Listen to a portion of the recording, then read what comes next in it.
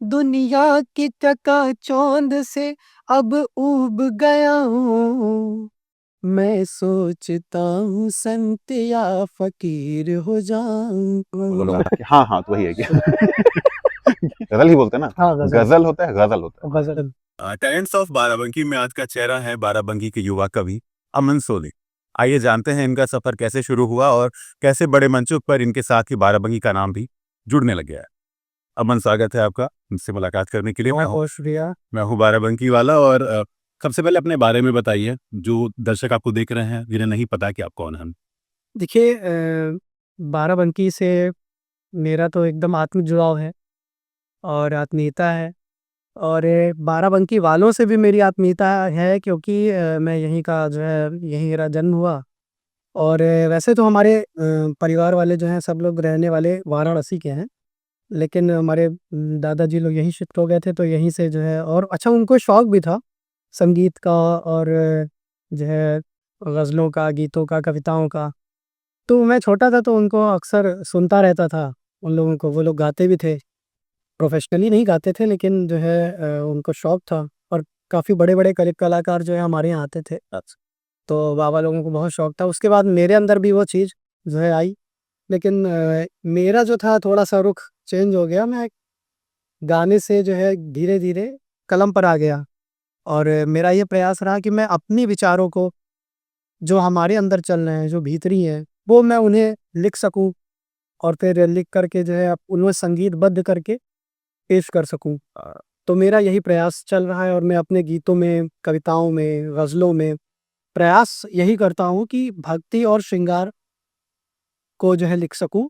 और भक्ति और श्रृंगार जब मिल जाता है तो वो योग बन जाता है। वो योग हो जाता है जो ईश्वर से जोड़ देता है।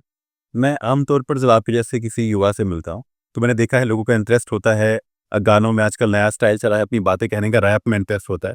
आखिर ये जो शुरुआत है ना कि कविता कहनी है, नॉर्मली आपने कहा ना कि आप पहले आपने पढ़ाई करी है, आपको संगीत का बहुत अच्छा ज्ञान है।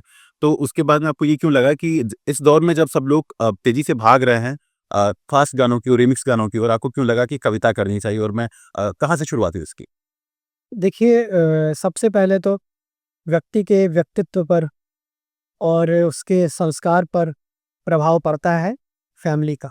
मिल कि हमारा जो परिवार है, हमारे जो माँ-बाप हैं, वो हमें किस ओर भेजना चाहते हैं, उनका रहन-सहन, वातावरण, और किन लोगों से मिलना-जुलना है, उनका भी हमारे ऊपर प्रभाव पड़ता है।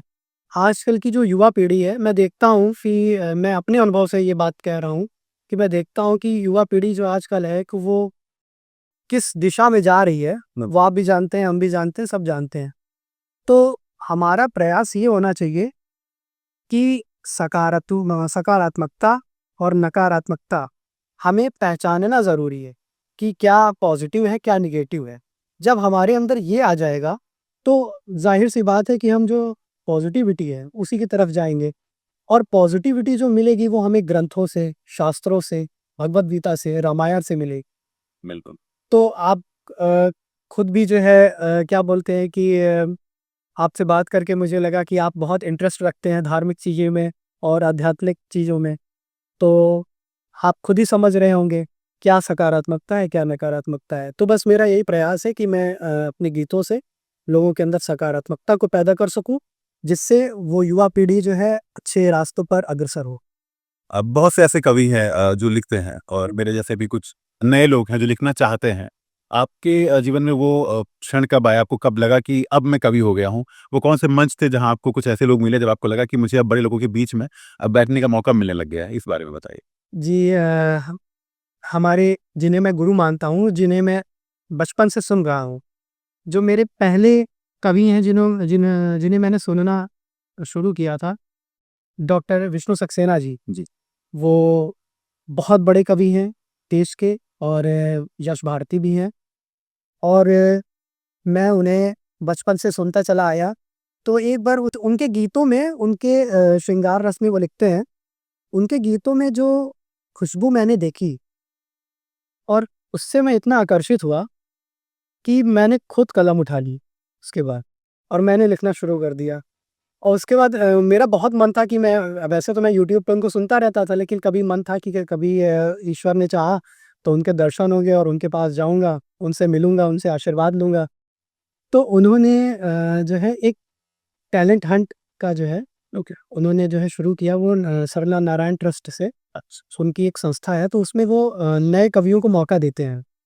देश के बड़े-बड़े कवि और जो भी नए लोग हैं, जो धीरे-धीरे अपना जो है उस शिखर पर पहुँच रहे हैं, वो उन्हें मौका देते हैं कि वो आएँ और अपनी जो है कविताओं को प्रस्तुत करें, और उसके बाद वो सेलेक्ट करते हैं कि किसने अच्छा पढ़ा, तो उसको प्रमोट करते हैं।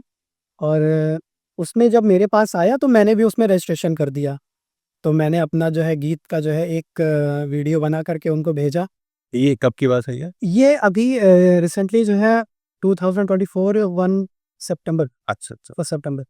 तो उसमें जो है मैं सेलेक्ट हुआ और मुझे जो है काफ़ी लोगों ने जो है उसमें ऑडिशन दिया था, उसमें 14 लोग सेलेक्ट हुए थे। अच्छा, अच्छा। तो 14 लोगों में मेरा नाम जो है, मैं फर्स्ट था उस पे, शॉर्ट लिस्ट में था। तो ये ईश्वर का आशीर्वाद था और ईश्वर की प्रेरणा से मैं वहाँ तक पहुँचा। और उसके बाद मुझे जो है उन्होंने अभी जल्दी ही बुलाकर जो है एक अवार्ड भी दिया। उसमें सुरेंद्र शर्मा जी जो बहुत बड़े देश के कवि हैं, शबीना अदीब जी और हमारे सर्वेश अस्थाना जी, बहुत बड़े-बड़े कवि आए हुए थे। तो उनके साथ मुझे मंच साझा करने का अवसर प्राप्त हुआ। मैं सर को जो है बहुत-बहुत धन्यवाद देता हूँ इस पॉडकास्ट के माध्यम से भी, कि जो है मैं तो यहीं से मेरा जो है कविता का जो है आरंभ हुआ। हाँ, और लगा कि कुछ बढ़िया कर रहे हैं, तो हाँ। अच्छा कर रहे हैं। तो एक कहा जा सकता है कि इधर 1 डेढ़ साल में काफ़ी कविता के क्षेत्र में मैंने जो है उन्नति की। हाँ, हाँ, और बड़े मंच मिलना भी शुरू हो बड़े गए हैं, क्योंकि अभी आपसे बात हो रही थी और मैं हमेशा कहता हूँ कि लोगों की पहचान उनको मिले अवार्ड से नहीं होती, उनकी पर्सनैलिटी से होती है। और आप किसी को सुन कर के जान सकते हैं कि वो कितना आगे बढ़ सकता है, कितनी उसमें क्षमताएँ हैं आगे और बाकी आप किन कवियों को सुनते रहे? क्योंकि बाराबंकी से भी जुड़े बहुत बड़े-बड़े नाम। जी, बाराबंकी से जुड़े हुए जैसे हमारे बहुत पुराने शायर जो थे खुमार साहब, बिल्कुल। और उसके बाद हमारे बड़े भैया की तरह हैं, मुझे बहुत मानते हैं, मुझे प्रेम करते हैं, प्रियांशु गजेंद्र जी। बहुत जो है मुझे मानते हैं। अभी अयोध्या में जो है उन्होंने मुझे अवसर भी दिया था। अच्छा, अच्छा। तो कवि सम्मेलन में बुलाया था उन्होंने। और शबीना अदीब जी जो हैं वो बहुत, उनकी एक जो है कविता वायरल हुई थी कि अभी तो बैठे हो पहली सफ़ में, अभी से उड़ने लगे हवा में, अभी तो शोहरत नहीं है। तो ये उनकी लिखी हुई है शबीना अदीबी की, बहुत मैं उनको बहुत सुनता हूँ, अंजुम रहबर जी को बहुत सुनता हूँ। और हमारे जो है सर्वेश अस्थाना जी जो हास्य में लिखते हैं, मैं उन्हें भी बहुत प्रेम करता हूँ, वो भी मुझे बहुत प्रेम करते हैं, बहुत मानते हैं मुझे। तो जो है ऐसे ही जो है मैं मेरा चम और अमन, कविता के अलावा और कौन-कौन से शौक हैं आपके और क्या करते हैं आप? क्या पसंद है? कविता के अलावा तो जैसे मैं संगीत का तो मैं विद्यार्थी रहा ही हूँ, तो संगीत तो मुझे अच्छा लगता ही है। और उसके बाद मैं मेरा जो है एक विषय है योग, भक्ति, हाँ, हाँ। अध्यात्म। तो मुझे बस मैं मेरा मन करता है कि मैं एक यात्री बन करके एक एकल यात्रा पे निकलूँ, और जो अपने अंदर की खोज है, जो भगवान श्री कृष्ण अर्जुन से कह रहे हैं, जिस कर्म योग के बारे में बात कर रहे हैं, ज्ञान योग के, भक्ति योग के बारे में बात कर रहे हैं, तो मेरा ये प्रयास है कि जा जाकर मैं साधु संतों से मिलूं, योगियों से मिलूं और उनसे आशीर्वाद प्राप्त कर सकूं कि भौतिक शरीर जो हमें मिला है, उसकी उन्नति के साथ साथ, उसकी प्रगति के साथ साथ हम अपने आत्मा पर कैसे काम कर सकते हैं, अपने विचारों पर कैसे काम कर सकते हो। भगवान श्री कृष्ण कह रहे हैं कि कण-कण में मैं वास करता हूँ, हर एक प्रत्येक जीव में कण-कण में मैं वास करता हूँ। तो मेरा भी यही प्रयास है कि धीरे-धीरे उस उच्च शिखर तक पहुँचा जाए। और भगवान श्री कृष्ण के मैं पूरा तो फ़ॉलो नहीं कर पाता हूँ उन्हें, लेकिन मैं प्रयास करता हूँ कि जो भगवान श्री कृष्ण ने जो भी भगवद गीता में अर्जुन को जो ज्ञान दिया है, मैं उसे प्रयास करने की कोशिश करूँ। मेरा ये प्रयास।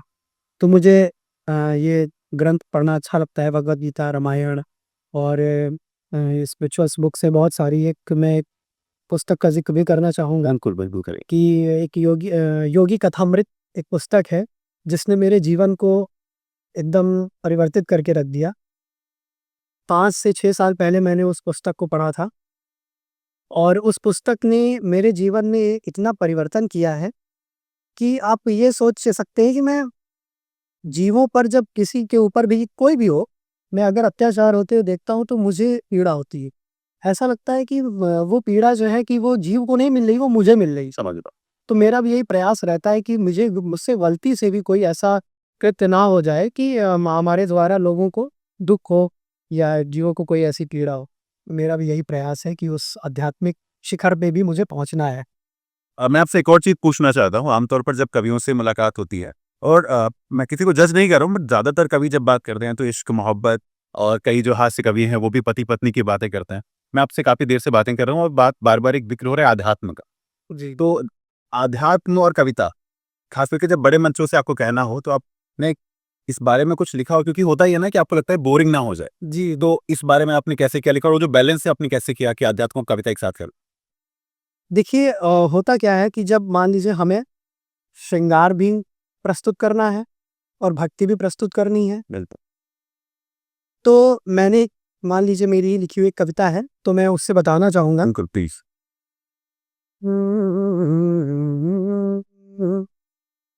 कि दुनिया की चकाचौंध से अब ऊब गया हूँ। दुनिया की चकाचौंध से अब ऊब गया हूँ। दुनिया की चकाचौंध से अब ऊब गया हूँ। मैं सोचता हूँ संत या फकीर हो जाऊं। मैं सोचता हूँ संत या फकीर हो जाऊं। तो इसमें जो है पब्लिक चाहे आध्यात्मिक हो बिल्कुल। चाहे प्रेम करने वाली हो, वो आनंद जरूर लेगी। हाँ, हाँ, बिल्कुल। क्योंकि एक तो ये संगीतबद्ध हो गया हाँ, हाँ। और उसके बाद जो है थोड़ा रिलेटेबल भी हो गया। हाँ, कोई भी व्यक्ति हो, भले धार्मिक ना हो, पर ये जो आपने बात कही ना वो हर किसी तक पहुँच जाएगी, फ़ील करते हैं लोग। बिल्कुल पहुंच जाएगी, बिल्कुल पहुंच जाएगी, क्योंकि संत और फकीर जो होता है हाँ, वो सिर्फ भक्ति के लिए नहीं है, वो प्रेम के लिए भी है। बिल्कुल। अब आप किसी भी प्रेमी को देखेंगे, अगर वो अपनी प्रेमिका के प्रेम में एकदम पागल है, हाँ। तो वो एकदम साधु देखो फकीर से कम नहीं है। बिल्कुल, बिल्कुल। कहते हैं ना प्यार में पागल तो फिर किसी संत और फ़कीर से कम नहीं है, बिल्कुल सही कह रहे हैं। तो मेरा बस यही प्रयास कर नहीं, ये बहुत इंटरेस्टिंग है और मैं चाहूँगा कुछ और सुनाएँ आप, क्योंकि जब मैं आपको सुन रहा था तो मुझे लगा मुझे कम बोलना चाहिए और सुनना ज़्यादा चाहिए और मुझे लगता है उम्मीद यही है कि दर्शक भी यही चाह रहे होंगे। कुछ और सुना दीजिए। बिल्कुल से है। एक गज़ल है जो मैं सुनाना चाहूँगा, जिस पर मुझे बहुत दुआएँ दी गई। हुँ, जिस दिन से तुझे देखा है सनम, जिस दिन से तुझे देखा है सनम, उस दिन से हमें आराम नहीं वहीं, और ये आग लगाई आँखों ने, ये आग लगाई आँखों में, तुझे पे ये कोई इल्ज़ाम नहीं, जिस दिन से तुझे देखा है सनम। क्या बात! क्या बात! अब मुझे उम्मीद है जब यही कविता बड़े मंच से पढ़ी जाती होगी तो बहुत सारा शुरू होता होगा तालियों का और मुझे पता है आप लोग भी पीछे से कैमरे के पीछे से तालियां बजा रहे हैं। मुझे बहुत अच्छा लगा और इससे बढ़ के ना एक बात ये होती है, जब भी हम किसी को सुनने जाते हैं तो अक्सर यही होता है कि हम कुछ उम्मीदें लेकर के जाते हैं कि हमको क्या सुनने को मिलेगा। मैंने आपसे बातें की पर जब आपने कुछ सुनाना शुरू किया तो मुझे हमेशा कुछ अलग सुनने को मिला और यही वजह है कि हो सकता है मैं कैमरा बंद करने के बाद मैं आई एम सो सॉरी आपसे और बातें करूँ और भी सुनना चाहूँ और हो सकता है किसी मंच तक आपको देखने के बाद में दर्शक भी पहुँचना चाहें। तो ये थे हमारे साथ बाराबंकी के युवा कवि अमन सोनी। अगर आप इन्हें और सुनना चाहते हैं तो कहाँ फ़ॉलो कर सकते हैं, आप खुद बताइए? आप मुझे फ़ेसबुक पे फ़ॉलो कर सकते हैं, अमन सोनी नाम से मेरा पेज है, और इंस्टाग्राम पे अमन सोनी पोएट नाम से है आईडी मेरी। और बाकी जो है आप ऐसे ही मिलते-जुलते रहेंगे और खुद ही फ़ॉलो कर लेंगे। बिल्कुल, बिल्कुल और मुझे ऐसा लगता है ना अभी तो शुरुआत से अभी उम्र है और जैसे-जैसे उम्र बढ़ेगी, तजुर्बा बढ़ेगा, लेखनी बेहतर होती जाएगी और बड़े मंचों पर आप हमको देखने को मिलते रहेंगे। अब जैसे आपने उम्र की बात कही है, तो मैं इस पे जो है एक लाइन देना चाहूँगा आपको। उम्र तो कम है, उम्र तो कम है, मगर सोच रंग लाई है। उम्र तो कम है, मगर सोच रंग लाई है। आदमी कोई उम्र से बड़ा नहीं होता। हाँ, ये क्या बात है! बिल्कुल, बिल्कुल सही कहा आपने। उम्र और तजुर्बा ना इनका आपस में कनेक्शन नहीं रह गया आने वाले वक्त, मुझे ऐसा लगता है। क्योंकि जब मैं यंग लोगों से, युवा लोगों से मिलता हूँ, आप जैसे लोगों से मिलता हूँ, मुझे लगता है कि उनके अंदर बहुत सारा टैलेंट है, ढेर सारी बातें हैं जो उनसे की जा सकती है। बिल्कुल। तो अगर आप भी बाराबंकी से हैं और आपके पास में कोई सबसे हटकर टैलेंट है, मुझे बताइए। मैं आपके पास तक आऊँगा और हम भी ऐसे ही बैठकर बातें करेंगे। क्योंकि मैं हूँ आपका बाराबंकी वाला और मेरी ही तरह आप भी अब बाराबंकी वाले हैं। मुझे लगता है जब मैं बैठा हूँ एक कवि के साथ में, तो इस वीडियो को खत्म करना चाहिए खूबसूरत गज़ल या कविता के साथ। बिल्कुल, मैं एक गज़ल मैं सुनाना चाहूँगा। प्लीज़। हुँ, तेरा गम तेरा ख्वाब लिख देंगे, तेरा गम तेरा ख्वाब लिख देंगे, तेरा गम तेरा ख्वाब लिख देंगे, हम गज़ल की किताब लिख देंगे, हम गज़ल की किताब लिख देंगे। और उसके शेर कुछ ऐसे हैं, याद आएगी जब बहुत तेरी, याद आएगी जब बहुत तेरी, तेरे खत का जवाब लिख देंगे, तेरे खत का जवाब लिख देंगे। और इसका एक शेर, देख कर तुझको लड़खड़ाए ये कदम, देख कर तुझको लड़खड़ाए कदम, तेरी आंखें शराब लिख देंगे, तेरी आंखें शराब लिख देंगे।